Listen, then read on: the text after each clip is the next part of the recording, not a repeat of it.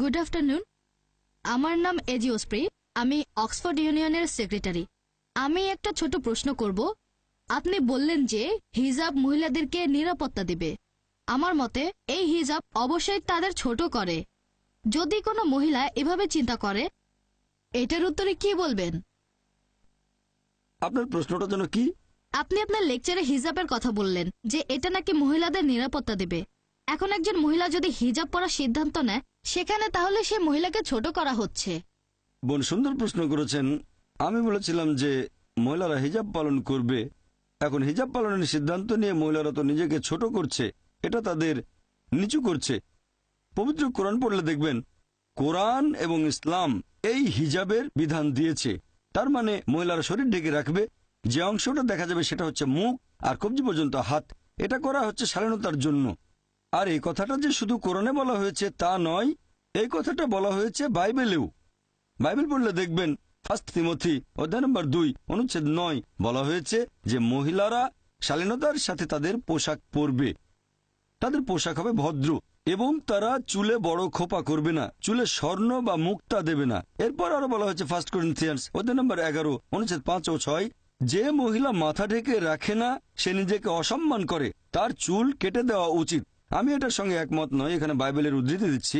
একইভাবে বেদ পড়লে দেখবেন বলা হয়েছে মহিলারা মাথা ঢেকে রাখবে। তাহলে সবগুলো ধর্মগ্রন্থই বলছে যে মহিলারা কাপড় দিয়ে মাথা ঢাকবে। এটা শালীনতার জন্য, এটা মহিলাদের ছোট করার জন্য নয়। আর আপনারা দেখবেন আমার বিরুদ্ধে একটা অভিযোগ করা হয়েছিল এরকম যে ডক্টর জাকির নায়েক বলেছেন মহিলারা যদি হিজাব না পরে আর যদি তারা পশ্চিমা পোশাক পরে তাহলে তাদের ধর্ষণের শিকার হওয়ার সম্ভাবনা থাকে। এখানেও আসলে ভুল উদ্ধৃতি দেওয়া হয়েছে।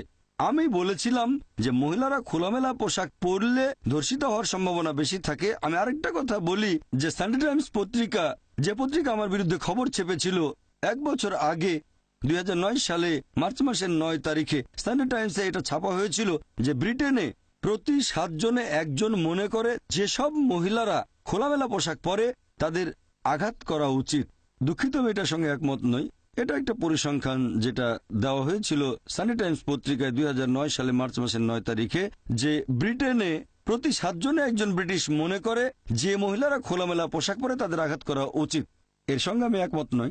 এছাড়াও আরেকটা খবর ছাপা হয়েছিল, সেটা 2005 সালে সেই একই পেপার সানডে টাইমস, বলা হয়েছে যে ব্রিটিশদের মধ্যে শতকরা 26 জন মনে করে যে খোলামেলা পোশাক মহিলাদের ধর্ষিত হওয়ার পেছনে আংশিক বা সম্পূর্ণভাবে দায়ী। তাই আমি মনে করি আপনি যত বেশি শালীনভাবে পোশাকটা পরবেন তত বেশি সম্মান পাবেন। তাই ইসলামে মহিলাদের জন্য এই হিজাবের বিধান দেওয়া হয়েছে তাদের ছোট করার জন্য নয়, উপরে তোলার জন্য। আমি একমত যে কালচারে পার্থক্য থাকবে। ইসলাম কাউকে পালন করার জন্য জোর করতে পারে না। কালচারে পার্থক্য থাকবে। যেমন ধরেন, আমি একটা উদাহরণ দিচ্ছি যে কিছু সমাজে তারা মনে করে যে মহিলাদের দিকে তাকানোটাও অভদ্রতা। কিছু সমাজ মনে করে তাকালে কোনো সমস্যা নেই, তবে কোনো মহিলাকে স্পর্শ করলে অভদ্রতা। আবার কিছু সমাজ মনে করে হ্যান্ডশেক করলে কোনো সমস্যা নেই। কিছু সমাজ মনে করে চুমু দিলেও সমস্যা নেই। কিছু সমাজ মনে করে একটা ছেলে আর একটা মেয়ে নিজের ইচ্ছায় যা কিছু করতে পারে, সমস্যা নেই। তাহলে এক এক সমাজে এক এক কালচারে এক এক রকম নিয়ম কানুন দেখতে পাবেন। একবার গিয়েছিলাম আমেরিকায় একটা লেকচার অনুষ্ঠানে। একজন আমেরিকান বললেন, তোমাদের প্রাচ্যের মহিলারা খুবই অভদ্র।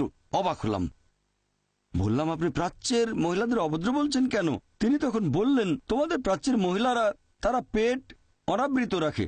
তাহলে আমেরিকা আর পশ্চিমা দেশগুলোতে পেট ঢেকে না রাখাটা হচ্ছে অভদ্রতা, আর ভারতে পেট না ঢাকাটা অভদ্রতা নয়, শর্টস পরাটা হচ্ছে অভদ্রতা। তাহলে বোন আপনাকে বুঝতে হবে কালচারে পার্থক্য থাকবে, নিয়মে পার্থক্য থাকবে। ইসলাম জোর করতে পারে না পালন করার জন্য। পবিত্র কোরআনে পরিষ্কার বলা হয়েছে সূরা বাকারা অধ্যায় 2 আয়াত নম্বর 256, দিনের ব্যাপারে কোনো জবরদস্তি নেই। তবে যদি একজন মহিলা হিজাব পালন করতে চায় কারণ তারা মনে করে যে এভাবে শালীন থাকবে, সম্মান পাবে, আমার মতে অন্য মহিলাদের দ্বিমত হওয়া উচিত না। আমি যখন যুক্তরাজ্যে গিয়েছিলাম তখন হাজার হাজার মহিলাকে দেখেছি আমি, যারা মাথা ঢেকে রেখেছে। তারা মনে করে এতে মর্যাদা বাড়ছে, কারণ হচ্ছে শালীনতা। আশা করি উত্তরটা পেয়েছেন।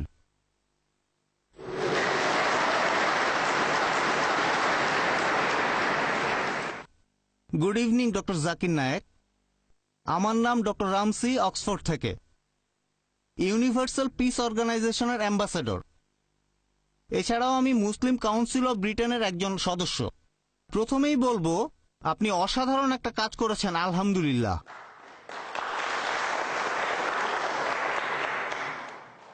এবারে আমার প্রশ্নটা, ডক্টর জাকির নায়েক, ইসলাম সম্পর্কে ভীতি, এটাকে আপনি কি স্বাভাবিক কোনো ঘটনা বলবেন? সেরকম হলে কিভাবে এটার প্রতিকার করা যেতে পারে?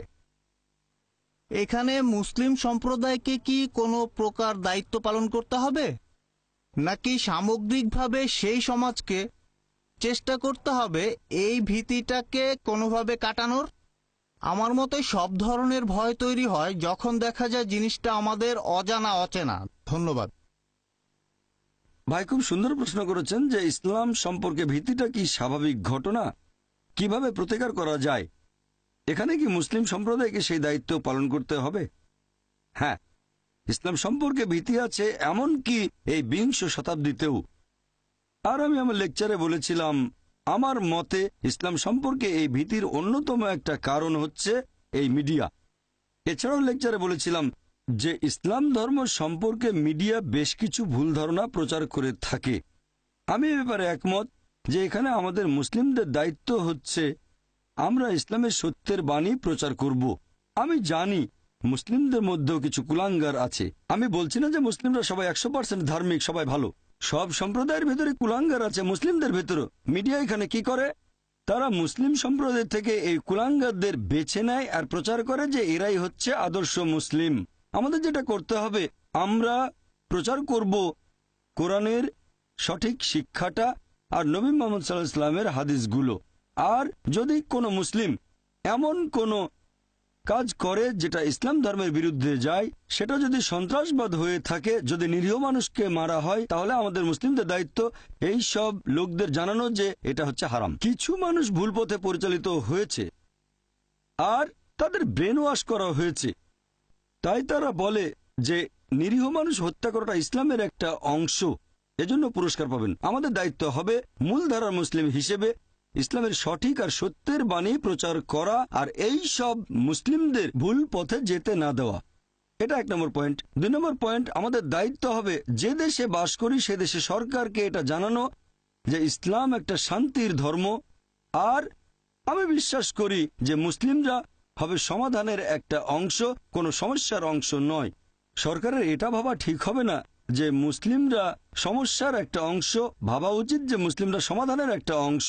এই একই পরামর্শ আমি ভারতের পুলিশকেও দিয়েছি আর বোম্বের পুলিশ সদস্যদের সাথে প্রায় দেখা সাক্ষাৎ হয়। আমি তাদের বলি যে মুসলিমদের ব্যাপারে আপনারা বিশ্বাস করতে পারেন, সবচেয়ে ভালো হয় যদি কথাবার্তা বলেন। আমি বিভিন্ন দেশের পুলিশ অফিসারদের সাথে কথা বলেছি, আমরা চেষ্টা করব বিভিন্ন প্রশ্নের উত্তরগুলো দিতে, ভুল ধারণাগুলো তাদের কাছ থেকে দূর করে দিতে আর প্রমাণ করব যে ইসলাম আসলে একটা সহনশীল ধর্ম, এটা শান্তির ধর্ম। আর আপনি যদি ইসলামের শিক্ষাগুলো জানেন তাহলে আপনি তাকে কখনোই ভয় পাবেন না যে সত্যিকারের মুসলিম। আমি মুসলিম সম্প্রদায়ের কুলাঙ্গাদের কথা বলছি না। আশা করি উত্তরটা পেয়েছেন।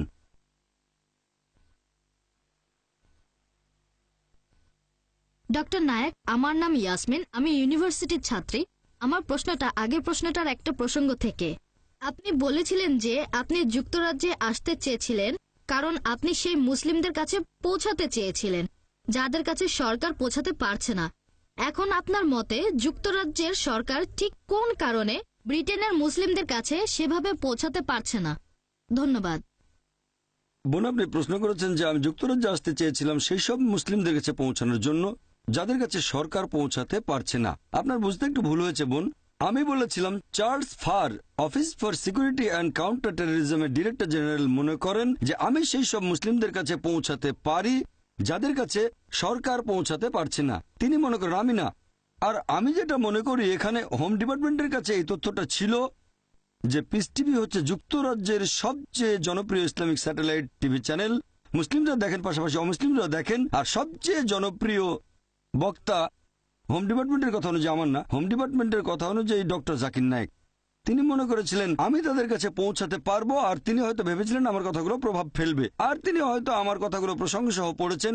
সেই কারণেই তিনি হোম সেক্রেটারি টেরেসা মের পাশ করা সেই এক্সক্লুশন অর্ডারের বিরুদ্ধে ছিলেন। আশা করি উত্তরটা পেয়েছেন। আপনার মতে তার যুক্তিটা কি ছিল? কারণটা কি হতে পারে যে জন্য সরকার মুসলিমদের কাছে পৌঁছাতে পারছে না? হ্যাঁ, যদি আমার মতামত জানতে চান যে আমি চার্লস ফারের দৃষ্টিভঙ্গিটার সাথে একমত কি না যে সরকার পৌঁছাতে পারছে না, হ্যাঁ আমি একমত।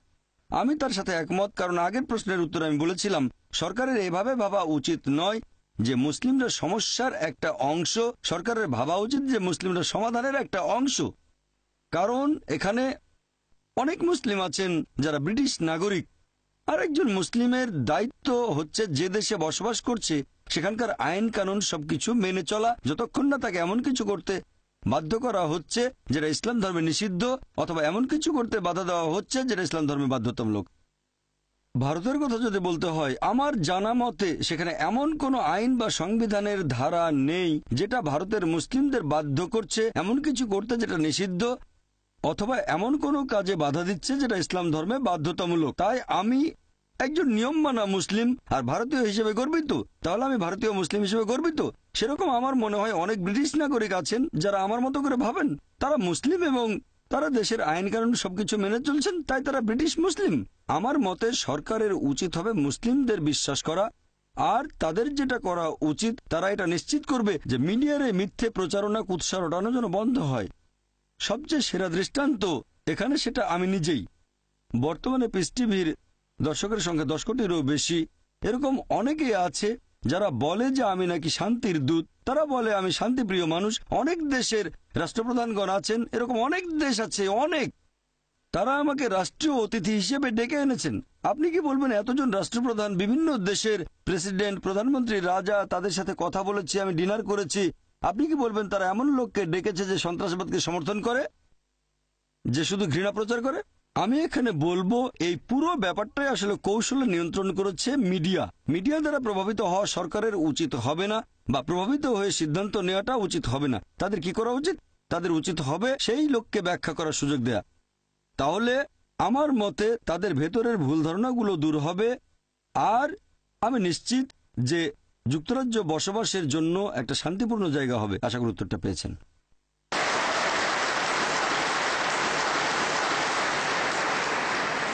আমরা অনুষ্ঠানটি পরিচালনা করলাম স্যাটেলাইট লিংকের মাধ্যমে।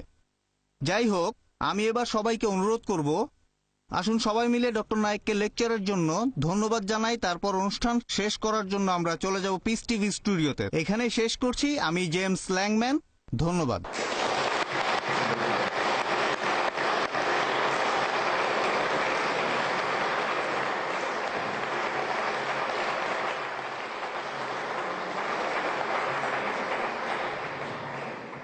আমি আন্তরিকভাবে ধন্যবাদ জানাচ্ছি অক্সফোর্ড ইউনিয়নকে, বিশেষ করে অক্সফোর্ড ইউনিয়নের প্রেসিডেন্ট মিস্টার জেমস ল্যাংম্যানকে এই অনুষ্ঠানের আয়োজনের জন্য। তারা যেভাবে আমাকে আমন্ত্রণ জানিয়েছেন সেটারও প্রশংসা করছি এই লেকচারের জন্য। আর এছাড়াও যুক্তরাজ্যের লোকজন এই অনুষ্ঠানটি সরাসরি সম্প্রচার হতে দেখবে যে আমি এমন একজন মানুষ যে শান্তির বাণী প্রচার করে। সরাসরি সম্প্রচারে কোনো কিছু এডিট করা যায় না, কোনো কিছু বদলানো হয় না। আপনি এই সরাসরি সম্প্রচারে ভরসা করতে পারেন। ইউটিউবের ক্লিপে সেই ভরসাটা নেই, সেটা বদলানো যেতে পারে। আমি আবারও অক্সফোর্ড ইউনিয়নের সদস্যদের আন্তরিক ধন্যবাদ জানাচ্ছি। আমি আশা করছি খুব শিগগিরই যখন এক্সক্লুশন অর্ডারটা বাতিল করা হবে, ইচ্ছে আছে আমি নিজে একবার অক্সফোর্ড ইউনিয়নে এসে সদস্যদের সাথে পরিচিত হব। সবাইকে অনেক ধন্যবাদ। ও আখিরি দাওয়ানা আলহামদুলিল্লাহ রাব্বিল আলামিন।